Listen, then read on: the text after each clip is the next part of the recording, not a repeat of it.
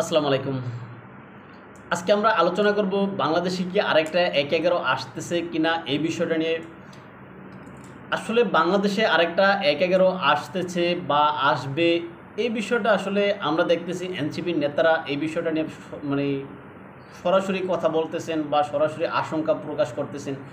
এই ক্ষেত্রে তারা বিএনপির প্রতি এই দায়টা চাপানোর জন্য চেষ্টা করতেছেন, যে বিএনপি ট্রাই করতেছে বা চেষ্টা করতেছে ১/১১ আরেকটা সরকার আনার জন্য, ১/১১ পরিস্থিতি তৈরি করার জন্য। আসলে এখানে আমরা যদি পিছনের দিকে তাকাই, অর্থাৎ আওয়ামী লীগ সরকার পতনের পরের যে সমস্ত ঘটনাগুলা বা বিষয়গুলো, ওইটার দিকে তাকাইলে আমরা দেখতে পাই বা বুঝতে পারি যে ১/১১ সরকার আসলে ওই যে আওয়ামী লীগ সরকার পতনের সাথে সাথেই ১/১১ সরকার সেখানে প্রতিষ্ঠিত হয়েছে। কেননা আপনারা দেখেন, এই যে সেনাবাহিনী কিন্তু বিদ্রোহ আওয়ামী লীগ সরকারের সাথে অবশ্যই করছে। কেননা এই যে আওয়ামী লীগ সরকারের পক্ষ থেকে যখন জানানো হয়েছে যে ছাত্রদের প্রতি গুলি করতে বা ছাত্রদের প্রতি অন্যরকম আচরণ করতে, কিন্তু সেনাবাহিনী কিন্তু সেখানে অপারগতা প্রকাশ করছে। অর্থাৎ সেনাবাহিনী তখন সরকারের বিরুদ্ধে কিন্তু দাঁড়াইছে, আর সরকারের বিরুদ্ধে দাঁড়ায় তখন কিন্তু সেখানে একটা নীরব বিদ্রোহ হয়েছে, এটা বলা যায়।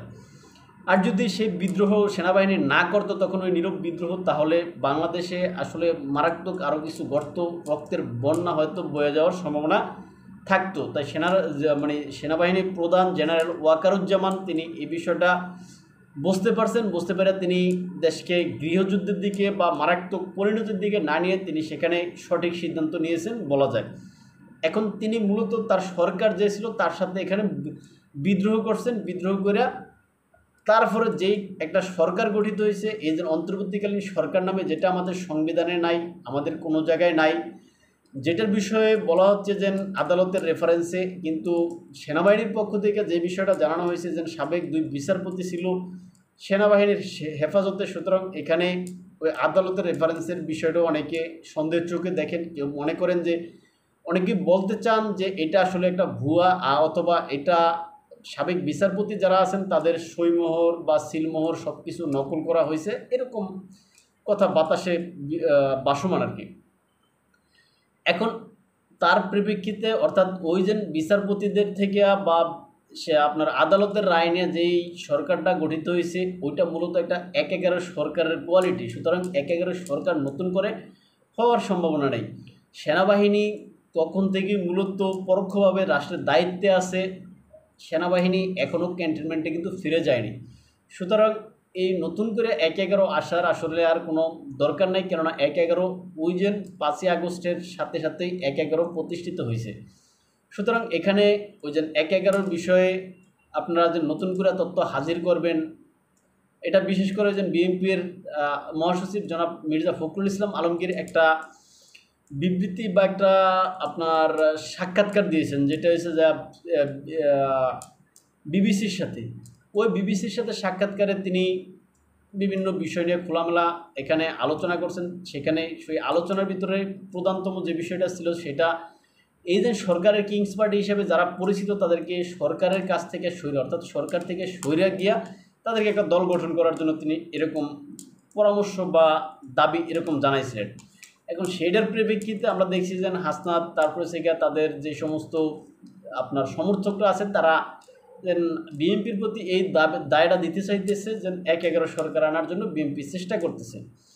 তার কিছুদিন পরে দেখলাম আমরা, তারা এই যে সেনাপ্রধান সম্পর্কে যে বাজে মন্তব্য বা সেনাপ্রধান সম্পর্কে যে মন্তব্য করার উদ্যর্ততা আপনার জনাব হাসনাত দেখাইছেন, এটা আসলে খুবই নিন্দনীয় বা মারাত্মক। কেননা সেনাবাহিনী যদি আওয়ামী লীগকে এখানে প্রতিষ্ঠা করতে চাইতো, তাহলে আওয়ামী লীগকে নতুন করে প্রতিষ্ঠা করার সেনাবাহিনীর দরকার ছিল না। কেননা ৫ই আগস্টের আগে আওয়ামী লীগ প্রতিষ্ঠিতই ছিল বা রাষ্ট্র ক্ষমতায় ছিল। সুতরাং সেনাবাহিনী যদি এই যে আওয়ামী লীগ সরকারের কথা শুনে যদি সেখানে অ্যাকশনে যাইতো, তাহলে আপনার হাসনাতরা রাজপথে টিকতেন না। সুতরাং এই যে সেনাবাহিনীকে নিয়ে বিতর্ককরণ, এটা বাদ দিন। আর যে ১/১১ আপনারা ফর্মুলা দেখাচ্ছেন বা ১/১১ আসতেছে এটা দেখাচ্ছেন, আসলে ১/১১ মূলত প্রতিষ্ঠিত হয়ে গেছে, যেটা আপনাদের মাধ্যমে হয়েছে ৫ই আগস্টের পরে।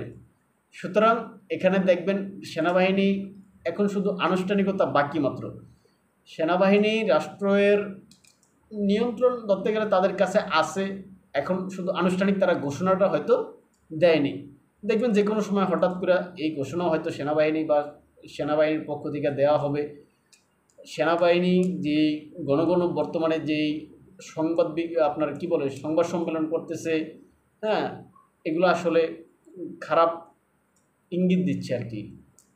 ভালো থাকবেন সবাই। আমরা আমাদের মতো বিশ্লেষণ করতে চেষ্টা করছি, হয়তো আমাদের কথাগুলো সঠিক না, হয়তো কিছু আমাদের নিজেদের মতো করে আমরা বলতে চেষ্টা করছি বা বিশ্লেষণ করতে চেষ্টা করছি। এখন হয়তো আমাদের কথা কিছু দেখবেন মিলে, কয়েকদিন পরে আবার কিছু দেখবেন মিলে না। সুতরাং এখানে দোষ দেওয়ার কিছু নাই, কারণ আমরা বিশ্লেষক, আমরা আমাদের মতো করে অ্যানালাইসিস বা বিশ্লেষণ করতে চেষ্টা করি। তাই আমাদেরকে ফলো করলে বা দেখতে চাইলে ফেসবুক এবং ইউটিউবে স্বপ্নচারীর কথা নামে দেখতে পারেন, আর ইনস্টাগ্রাম এবং টিকটকে এনায়েত হোসেন নামে দেখতে পারেন। ভালো থাকবেন সবাই। আসসালামু আলাইকুম।